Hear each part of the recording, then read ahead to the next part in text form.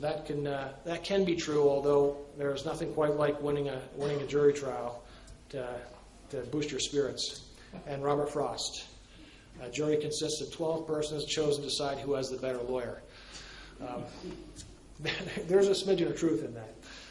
But we have our Court of Appeals, and juries do a better job than you think they might. So that's my presentation.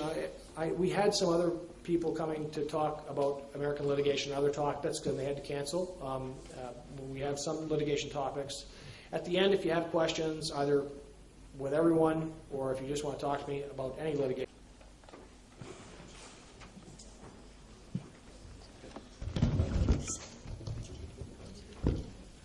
Good afternoon, ladies and gentlemen. It's my great honor here to present you the current status of the Patent Act in Taiwan. We have our new Patent Act effective from 1st of January because most of the articles have been amended. We have 108 articles been amended, 36 articles. So a lot of the neighboring countries, they are a little bit worried what's going on in Taiwan. So I'm trying to explain some of the concept and the reason behind those amended articles. And before I start my presentation, I show you some photos of Taiwan. They also represent the attitude of the court in Taiwan. First, you see that 101, that's in Taipei. So it's a modern city. The judges in Taipei, they are well educated. They learn quickly from abroad. So whatever happens, they can well connected to the knowledge, the most updated knowledge. So the judgments from there are most corrected in Taiwan. But I'm from the middle part of Taiwan. This is in Yunlin. You see, it's in the middle part. I don't have a pointer. Oh, it's here. Sorry. You see, in my university, they have the two most favorite tourist highlights. It's Summer Lake, Ali Mountains. So just there, they have good times. And they don't have heavy workloads. So whenever they have the big case, they catch it and try to bang the name of them. So that was the attitude. I want to show you what happened in the case I will present to you. Then most of you maybe know the Acer, ASUS, and HTC. They are the brand from Taiwan.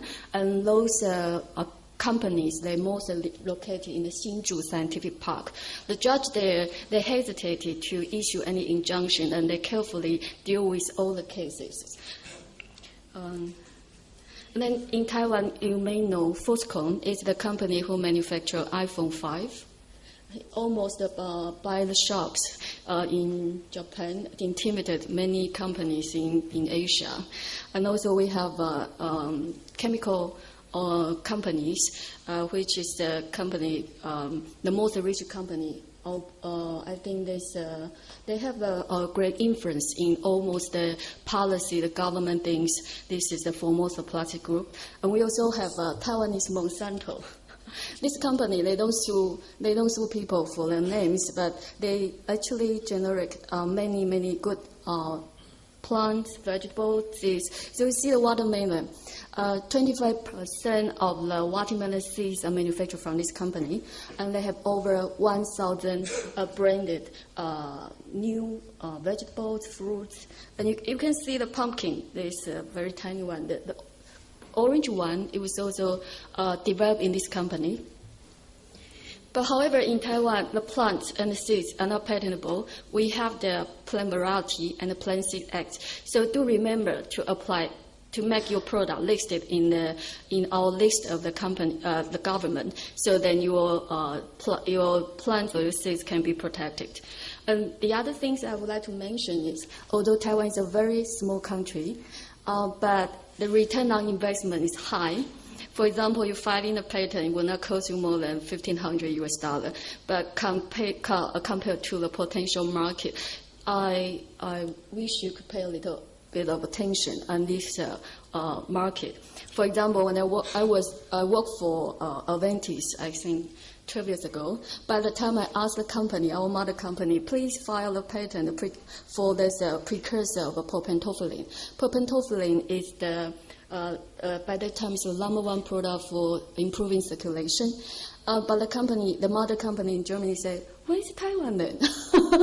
But you see, you just spend $1,500 US, you can protect the market, and the precursor was eventually become the medicine for dementia. You can imagine how big the market in dementia.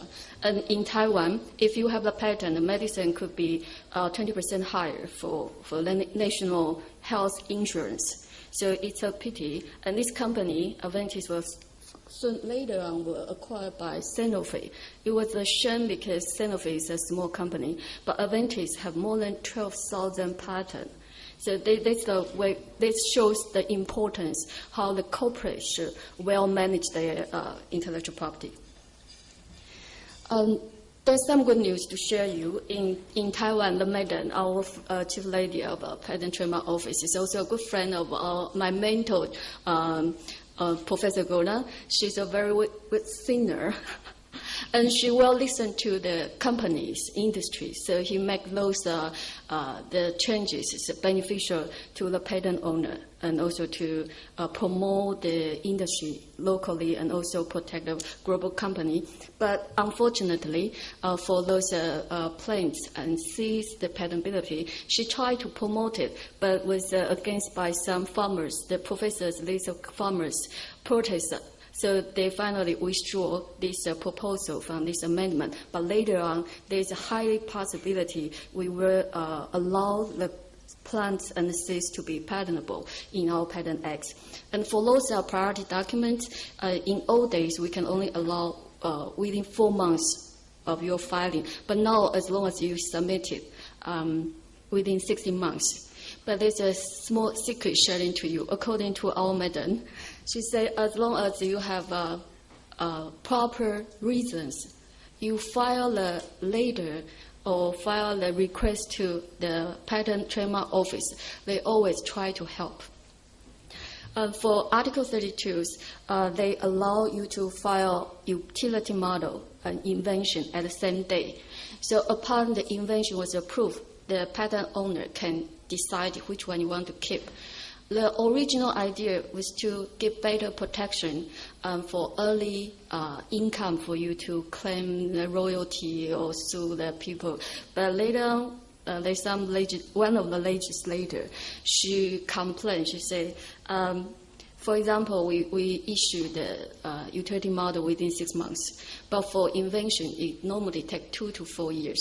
But if eventually the inventor decided to keep the invention, not abandon a utility model, then you will lose the protection period for 2 to 4 years. And there will be impact for the income of the patent owner. So it may not be a good amendment. So our Patent Trademark Office have promised try to have some remedy for these issues. And for Article 34, it's a good news. Even they give the approval decisions within 13 days, you can still amend your claim for the re-examination. As long as before the final decision issued to you, you can always make amendment.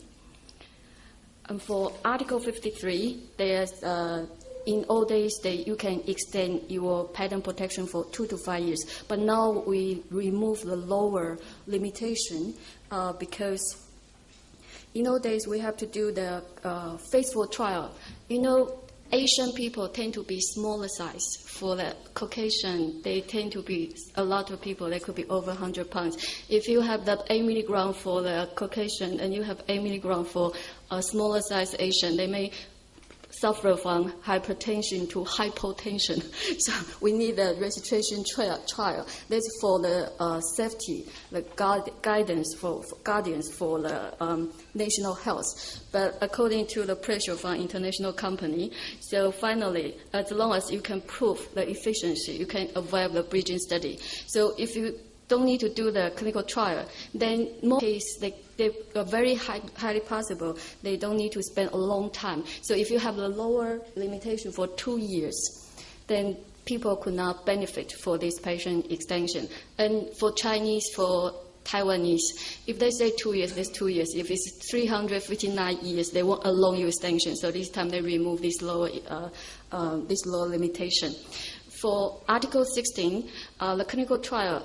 Now we can start a clinical trial as long as you approved by our FDA, but you can only sell the product after the patent expired. And this amendment was mainly because a lot of Taiwanese companies were intimidated by those international companies. Unfortunately, I involved one of the major litigation, and there was Thiazolidinedione. It's a type 2 diabetes product. This case also represented an unexpected good result for those chemical patents, because more normally we expect if the chemical have the main mother molecule, they should have the similar effect. But unfortunately, if you look at the lower one, the triglyceride, it was belong to Park Davis, and 27 patients they died during the trial. So this product was withdrawn from the market. But the second one, the rosiglitazone, it was belong to Smith Chen, and unexpectedly well controlled for blood pressure. So Takeda Pharmaceutical, my ex-company, decided to launch their own one. It's the first one. And the first one, but it was the third one in the market, so the patent protection was not long. The protection period was very short. So the litigation started from the United States.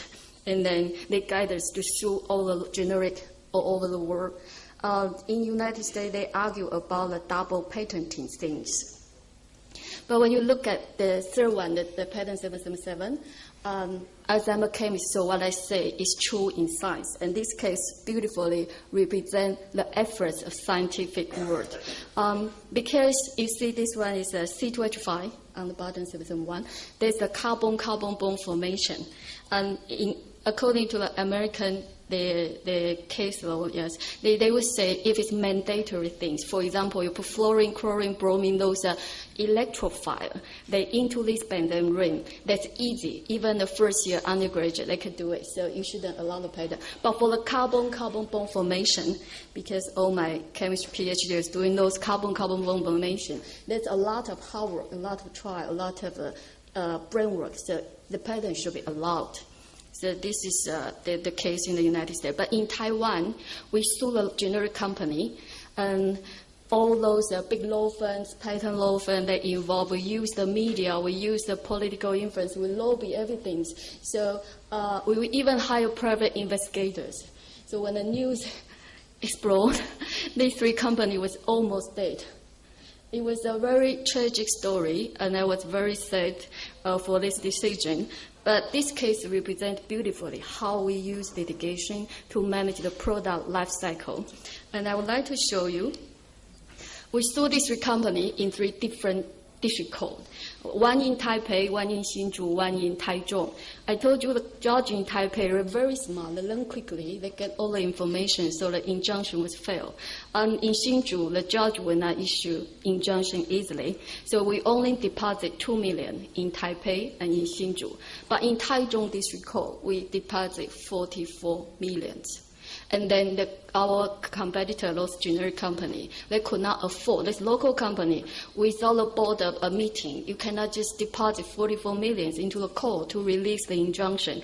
And the other times, the other strategy with this is those big firms, they try to delay the court hearing, court sections as long as possible.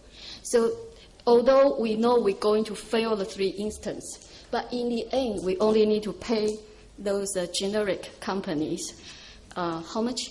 For 440,000 Taiwanese dollars to reimburse their attorney fee. Because in Taiwan, attorney fee was rather inexpensive. So it's a good strategy to do. For those, the other 2 companies, in Taipei and Hsinchu, they don't have government support. But for the other one, you see the English one, Jianya, he's heavily invested by the government. So government was very unhappy. They asked the other very famous law firm to file the lawsuit for anti-fair trade law. And the case was final last year, and they asked Takeda Pharmaceutical to pay 50 million compensation to Jianya company. But for this 6 years, every year the company earned extra 500 million in sales. So if you pay 15 million to the company, there's nothing. So this case was the legendary patent protection litigation in Taiwan, and then inspire all the pharmaceutical company, international company, to sue generic company.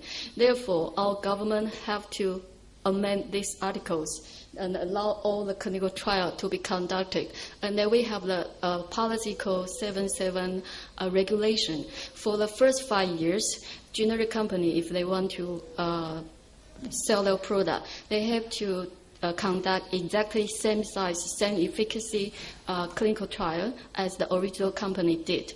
But after 5 years, they can only do the bioequivalence and bioavailability test. So it's very easy for them to sell a product. But as long as you have patent, the National Health Insurance will pay 20% more for your drug. And for Article 70, we learn from United States. As long as the patent owner can pay. If you forgot to do anything, you just pay to get your right back, but not exceeding your expiring date 12 months. And for Article 137, it's also good news. The claim for derivative design patent, you can out of scope to have additional claim. So there's a good news to the inventors. But the same news to some foreign companies or Western countries. For Chapter 5, compulsory licensing, Taiwan is formally can export pharmaceutical products abroad from 1st of January. Not only pharmaceutical products, semiconductors, not limited to pharmaceuticals. But however, they make an improvement. Before they issue a compulsory licensing, the royalty has to be decided by the government, by the authorities. So this is a good news. I know India have a first compulsory licensing for a drug to treat kidney cancer.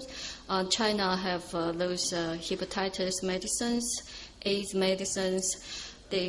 But however, I don't think compulsory licensing could be easily issued.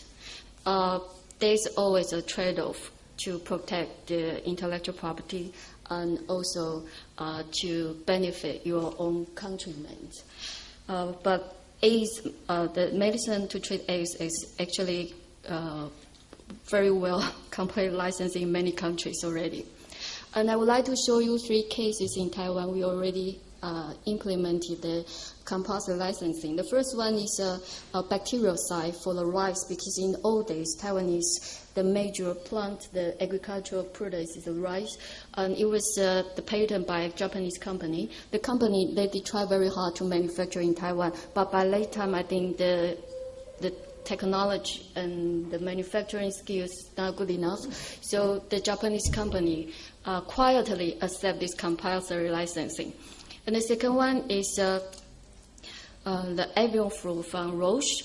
Our government promised Roche, unless they could not supply us full, we would not release the local products. So there's no single pill released from the local companies. There's no damage, no loss from of sales from Roche. But the third one is also a sad story, because it's a CDR case. It's Philip filed a complaint to EU. So this company was forced to move out to Taiwan, and many of these CDR companies, they moved to the country where there's no IP protections. Sometimes you wonder how Philip Taiwan, the people there, they could not take the initiative to lower down to the reasonable royalty. But I also once worked for an international company. I know for international company, they will not allow you to make this kind of proposal, because your performance based on these incomes. So if you propose to our government, they will lower down the royalty. They are afraid the effect may drastically explode every places. But from this case, there's the case pushed our government. They decided they would take the initiative for whenever they issue compulsory licensing, they must also give the reasonable royalty. So this is the case. Competition law to be involved in this patent protection to compare with the patent protection is a new trend in Taiwan and China. In Taiwan and China, whatever the product is patent, the value is always up. I give you an example. I remember my mentor, Professor Goda, always loved how could I get this much for this product, because I speak for this product 90 seconds, they pay me $3 million. And you know how much this product, the manufacturer costs? $30 US. How much they sell? 1,200 US. And after the TV commercial release an hour, how many business can you imagine? It's 5 million? 5 million for an hour. So there's everything with a patent in Taiwan or in China. The price and the sales always give you the very satisfactory outcome. And sometimes, but as a woman, I also wonder, legislation and the conscience. Whatever you think, you expect people to respect you, and you should do the same to the other peoples. And I sincerely hope Indian, Taiwan, China, we can form the great Indian China idea. That's my Indian colleague, they always hope. So they invited me to India for teaching every winter. And we hope we can promote IP, we can support the legislation, we can inspire people to make the best use of our intellectual property. And that's my presentation today. So if you have any question, we will take the question later. Thank you very much for your attention. Thank you.